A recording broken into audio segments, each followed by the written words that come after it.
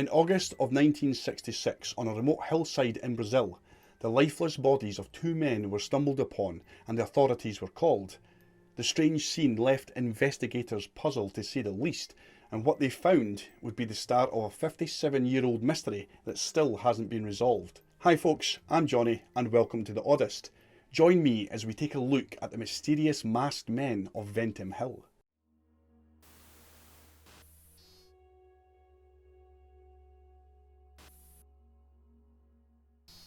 Deep within the heart of Brazil lies the state of Niterói. Despite its relatively small size, Niterói boasts the second largest economy and third largest population of all the federative units in Brazil, and it's home to no fewer than 20 cities, including the famous namesake of the state itself. But beyond the glittering lights of the metropolis lies a town that was once known for all the wrong reasons. See, in the 1960s, Niterói was a poverty-stricken, underdeveloped town struggling to keep up with the rapid pace of industrialisation. And yet, it was here that one of the most enduring and bizarre mysteries in Brazil's modern history would unfold. A case that would shock the nation and leave even the most experienced detectives scratching their heads in confusion. August in Niterói was a hellscape, a time when even the air was so thick with moisture that it was hard to breathe. But up on Ventim Hill, a young boy was having the time of his life flying his kite, shouting with joy as he ran through the tall grass. Little did he know that in just a few short hours, that same hill would be the site of a mystery that would baffle investigators for years to come. As he trudged up the steep slope with his kite tail dragging behind him, the boy noticed an unusual depression in the grass. Curiosity piqued, he made his way over to the spot, only to find a heap of clothing scattered about. But as he drew closer, the true horror of the scene became clear. It wasn't just a pile of clothes. Two decaying bodies lay amongst the garments, the stench of death making his stomach turn. With a sense of terror that he couldn't quite articulate, the wee boy bolted down the hill and ran all the way home to tell his parents what he had seen. The police were obviously called, but by the time they arrived, darkness had fallen and the rough terrain made it impossible for them to reach the bodies until the next day. "Nah, we'll just leave them there." "Huh? Yeah, they'll be fine. Yeah, come on, it's late. EastEnders is on." In the early hours of August 21st, a group of cops and firefighters attended the hillside, responding to a strange call detailing what the wee boy found up there the night before. What they found there was enough to give anyone the heebie-jeebies. Two corpses, decked out in fancy suits and raincoats, were lying in a small depression, partially camouflaged by tall blades of grass. Nearby, an empty water bottle and a package containing two damp towels lay in the dirt. But that's not even the freakiest part. The real kicker was the small lead masks crudely fashioned out of sheet metal covering the dead men's eyes, giving the whole scene a downright creepy vibe. No one knew what the hell was going on. In the raincoat pockets of the two men, the police made a curious discovery: receipts, a notebook, and a list of alphanumerical codes that left authorities scratching their heads. But it was a set of instructions that truly caught their attention. 1630, be at the specified location. 1830, ingest capsules. After the effect, protect metals, await signal mask. What did it mean? What kind of twisted plot were these men caught up in? The authorities were at a loss, but one thing was certain: this case was getting stranger by the moment. As the investigation continued, the two men were identified as Manuel Pereira de Cruz and Miguel José Viana, two electrical technicians from the small town of Campos dos Goitacazes. They carried little in the way of money or valuables, and there were no signs of violence or struggle. It was as if they had simply laid down to die. But the instructions on the notebook hinted at a more sinister explanation. What capsules did they ingest? What metals did they need to protect? And, perhaps most chillingly, what was the signal that they were waiting for? As the days passed and the investigation deepened, more questions arose than were answered. But one thing was clear: the case of the lead masks was far from over. The bodies, having been discovered in a state of rapid decay, were sent to the local coroner's office. However, due to the coroner's workload, they were left unexamined for several weeks. causing the internal organs to deteriorate beyond recognition. It was impossible to determine the cause of death through autopsy. The investigators instead shifted their focus to analysing the movements and actions of crews in Vienna, hoping to glean some insight into the circumstances that led to their untimely demise. The police in Niteroi had no shortage of witnesses when it came to the deaths of the crews in Vienna. People had seen the two men lurking about in the days leading up to the murders. From their accounts, the law enforcement officers were able to piece together a timeline of events. It appeared that the ill-fated duo had made their way from Campos to Niteroi via bus on the 17th of August, carrying with them a significant amount of cash. The money, as it turned out, had been withdrawn from their business account. No one knew for sure what the two men had planned for this cash, but rumours abound that they were looking to buy some serious electronic gear. De Cruz and Viana arrived in Niteroi at 2:30 PM that fateful day. According to receipts found on their bodies, the men had purchased raincoats from a local shop.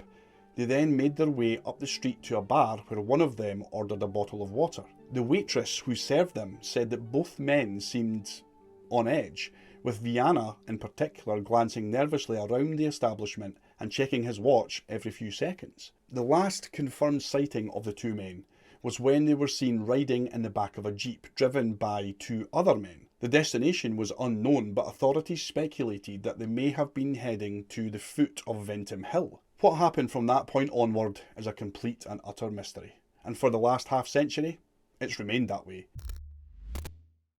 But the questions surrounding their deaths have persisted. Why had they travelled to Niteroi? And who were they supposed to be meeting? What was the purpose of the lead masks that they wore?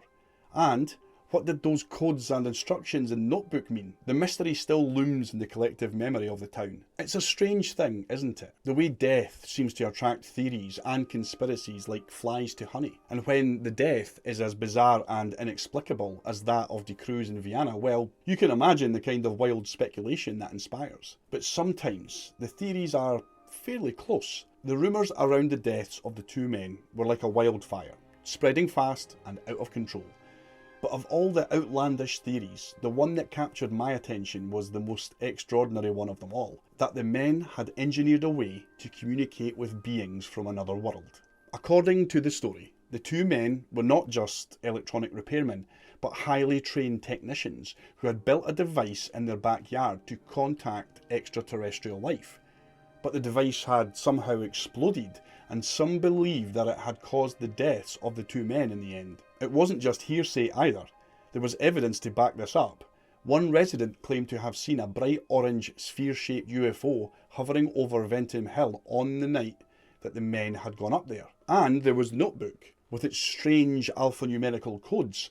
Some believed that they were encrypted messages that the men had received from their device. But the most incredible theory of all was that the men's minds had been transported into an extraterrestrial afterlife, a realm of infinite knowledge and consciousness where they would exist forevermore. Think of it like being unplugged from the Matrix.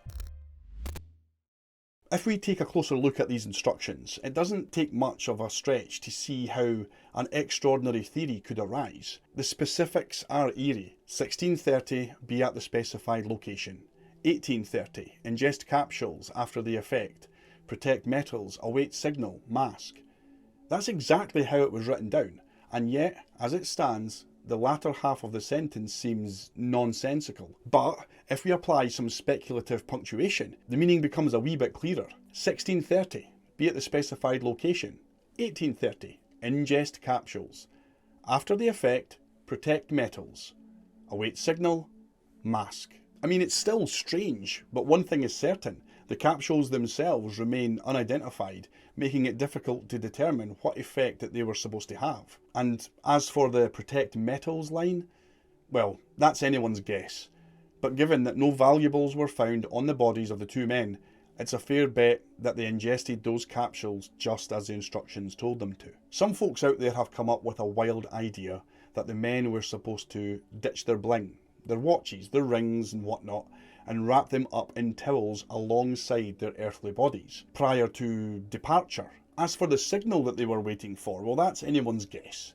But mask sure seems to be a reference to the lead cutouts covering their eyes. These things, they weren't functional. There were no stems, no see-through bits, so it's not like they were meant to be worn for a long stretch.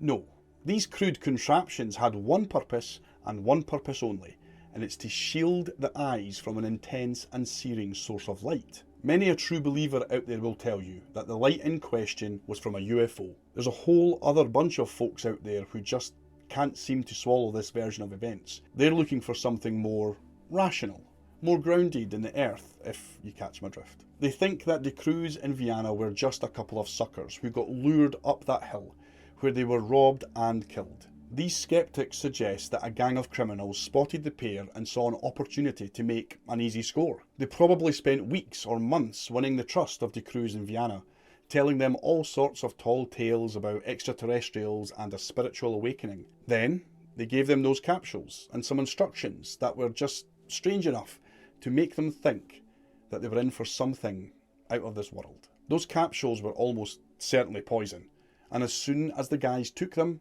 they were goners. One of the gang probably came along to collect the cash and valuables and then disappeared into the night. For some, that explanation simply does not hold up. They argue that the level of planning and precision needed to execute such a scheme is beyond what a group of mere criminals could pull off. The fact that no valuables were found on the men's bodies, and that the scene of the deaths was eerily devoid of any signs of struggle or violence, only adds to this mystery. To these skeptics, the idea of extraterrestrial involvement might seem far-fetched, but it remains a possibility that can't be dismissed. After all, the universe is vast and unknown, and our understanding of it is constantly evolving. This mystery deepens when we discover that not only were the bodies of the crews in Vienna found in a desolate location, but all of their belongings were missing, including a staggering 3 million cruzeros in cash. But that's not all. It seems this wasn't the first time that something like this had happened. 4 years earlier, another electronics technician was found dead on a different hill wearing the same lead mask. The similarities are striking, and it's clear that something sinister is at play. But with both the crews and Vienna being intelligent and technically minded individuals, how could they fall for such an obvious trap? The idea that they were simply robbed seems to gain more traction with each passing moment. Yet, there's still so much that we don't know. What about the codes that were found in their notebook? Could they have been instructions received through some encrypted extraterrestrial transmission? Well, it seems not. The codes just turned out to be part numbers of electronic components and had no relation to the investigation. The more we uncover, the more questions we have, and the greater the sense of unease. So, what of the UFO sighting on the night of the men's deaths?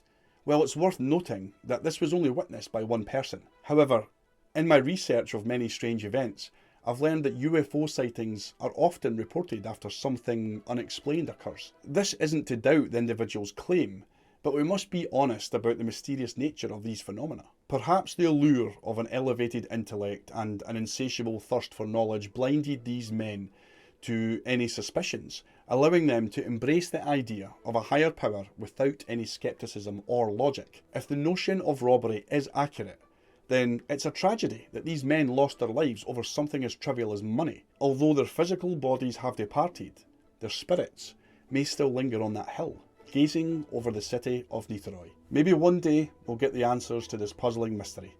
Until then, the truth remains shrouded in darkness, much like the very masks that covered their eyes. Thanks for joining me on another journey. I appreciate every single view or every new subscriber. If you're new here, then just leave a wee comment and say hello. Take care of yourselves. And remember, keep smiling. August in Niteroi was a hellscape. A time when even the air was so thick that the moisture that... But up on hill... As the investigation continued, the two men were identified as Manuel Pereira,